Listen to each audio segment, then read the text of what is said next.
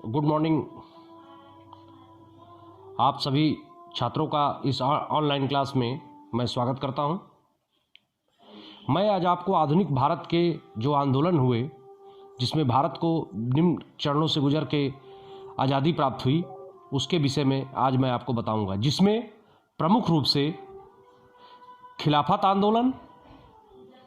असहयोग आंदोलन और चौरी चौरा कांड सम्मिलित है। इन तीनों को मैं इसलिए आपको बता रहा हूं कि यह आंदोलन एक दूसरे से सम्मिलित है। इसमें अन्य भी आंदोलन क्षेत्रीय स्तर के और महत्वपूर्ण आंदोलन भी, जैसे 1900 का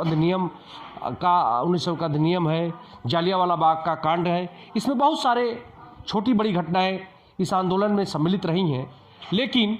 यहाँ मैं आपको सम्यक रूप से खिलाफत आंदोलन, असहयोग आंदोलन और चौरी चौरा कांड की भूमिका के बारे में संक्षिप्त रूप से आपको आज इस ऑनलाइन क्लास में बताऊंगा। सबसे सर्वप्रथम खिलाफत आंदोलन की पृष्ठभूमि को समझने के लिए आपको यह जानना होगा कि खिलाफत आंदोलन बेसिकली 1914 के जो प्रथम विश्व युद्ध है, उसमें उसके इतिहास को लेना पड़ेगा। 1914 का जो प्रथम विश्व युद्ध का युद्ध है, वह मित्र देशों और केंद्रीय शासन, जिसमें जर्मनी, इटली, ऑटोमन साम्राज्य, जिसमें तुर्की साम्राज्य सम्मिलित थे, यह इनके बीच हुआ। और युद्ध की समाप्ति के पश्चात ऑटोमन साम्राज्य या जर्मनी के नेतृत्व में जो केंद्रीय शासन और मित्र देशों के बीच में जो युद्ध हुआ, उसमें मित्र देश विजयी हुए और उन्होंने तुर्की के खलीफा पद, तुर्की का जो ऑटोमन साम्राज्य था, उसका विभाजन कर दिया और जो खलीफा का जो पद था उसको समाप्त कर दिया। खलीफा, जो कि पूरे मुस्लिम जगत का एक सर्वमान्य नेता, धर्मगुरु माना जाता था, उसकी इस प्रकार अपमान से पूरा मुस्लिम जगत, पूरा विश्व का मुस्लिम जो जगत था, वह ब्रिटिश गवर्नमेंट से, चूंकि मित्र देशों की अगुवाई ब्रिटिश सेना कर रही थी, उससे इस अपमान से बहुत आहत हुए और पूरे विश्व जगत में इसके खिलाफ एक आंदोलन का मूल बना, जिसे हम खिलाफत मतलब विरोध,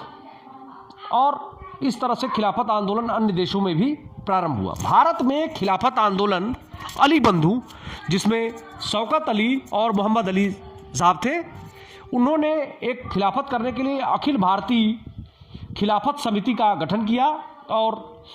ब्रिटिश गवर्नमेंट को यह अल्टीमेटम दिया कि तुर्की साम्राज्य का विभाजन न किया जाए, उनका राज्य वापस कर दिया जाए। लेकिन इनके जो समिति थी या इनका जो दबाव समूह था, उसको अंग्रेजी गवर्नमेंट ने नहीं माना और सेवरा के संधि के द्वारा अंग्रेजों ने खलीफा के पद की पूर्णतया समाप्ति कर दी। इससे जो यहाँ के जो मुस्लिम नेता थे, खासतौर से अली बंधु, जो वह काफ़ी नाराज हुए और गांधी जी, जो पहले ही एक असहयोग आंदोलन चलाने के मूड में थे और उसके लिए लगे हुए थे, भारत को स्वराज या स्वतंत्रता दिलाने के लिए वो प्रयासरत थे, उन्होंने खिलाफत आंदोलन को एक मौके के रूप में लिया और मुस्लिम धर्म के भी पूर्ण सपोर्ट के लिए उन्होंने अली बंधुओं को भी इसमें सम्मिलित कर दिया और अली बंधुओं को भी इस आंदोलन को एक बड़ा रूप देने के लिए गांधी जी जैसा एक बड़ा चेहरा भी उन्हें मिला और खिलाफत आंदोलन असहयोग आंदोलन के रूप में सम्मिलित हो गया। और इलाहाबाद के सम्मेलन में, इलाहाबाद का जो कांग्रेस का सम्मेलन हुआ, उसमें असहयोग आंदोलन की रूपरेखा तैयार हुई। तो इस तरह से हम कह सकते हैं कि असहयोग आंदोलन खिलाफत आंदोलन से प्रेरित हुआ, लेकिन असहयोग आंदोलन मात्र खिलाफत आंदोलन की ही परिणति नहीं थी। खिलाफत आंदोलन कई कारणों से भी हुआ, मतलब असहयोग आंदोलन, जिसमें पंजाब में जालियांवाला बाग हत्याकांड, जिसमें वहाँ के नागरिकों को भारी यातना दिया गया, भारी कष्ट दिया गया, तरह तरह के इनके अंग्रेज़ों की जो अन्य जगह पे जो जातियाँ थीं, अनावश्यक टैक्स थे, कृषकों पे, मजदूरों पे, मिल मालिकों पे, श्रमिकों पे इत्यादि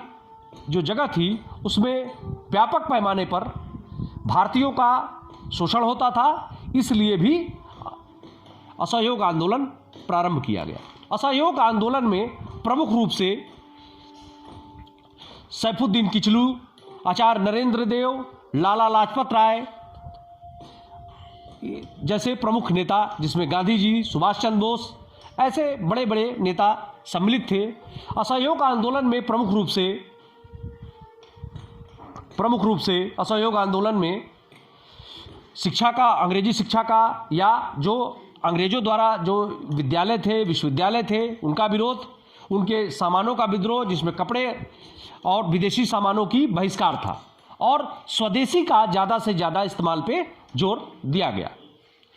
इस तरह से असहयोग नॉन कॉपरेशन मूवमेंट प्रारंभ किया गया, जिसमें विदेशी वस्तुओं की, चाहे व्यापार से संबंधित हो, उनको टैक्स न देने की बात हो, उनके विद्यालय, उनकी नौकरियों इत्यादि से ब्रिटिश सेना से पूरी तरह से छोड़ने का प्रयास किया गया। कलकत्ता अधिवेशन में 1 अगस्त 1920 को इसकी स्थिति तैयार की गई कि असहयोग आंदोलन 1 अगस्त 1920 से प्रारंभ किया जाएगा। संयोग से 1 अगस्त 1920 को ही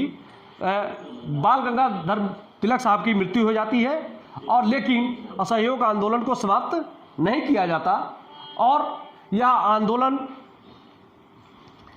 1 अगस्त 1920 से असहयोग आंदोलन औपचारिक रूप से प्रारंभ हो जाता है। इसके बाद नागपुर अधिवेशन में भी 4 सितंबर 1921 को जो होता है, उसमें भी असहयोग आंदोलन को स्वीकार किया जाता है, और इसमें घोषणा की जाती है कि एक जो 1920 में गांधी जी ने कहा था कि हम 1 वर्ष के अंदर स्वराज स्थापना कर लेंगे, और यह करते करते 4 सितंबर 1921 हो जाता है, और 1 साल से ऊपर की अवधि पूरी हो चुकी रहती है, लेकिन अभी तक स्वराज की प्राप्ति नहीं हो पाती। इस बीच में भारत के विभिन्न क्षेत्रों में भी, विभिन्न स्थानों पर भी अंग्रेजी सरकार के विरुद्ध काफ़ी क्षोभ होता है, और जगह जगह इसके विरोध में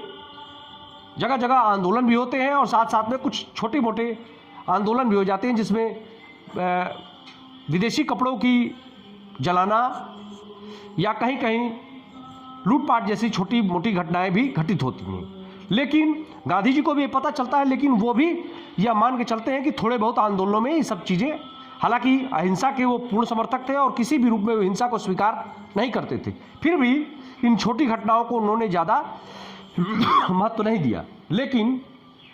5 फरवरी 1922 में जो एक जत्था निकला, और उसका भगवान दास अहिर के नेतृत्व में एक जो जत्था निकला,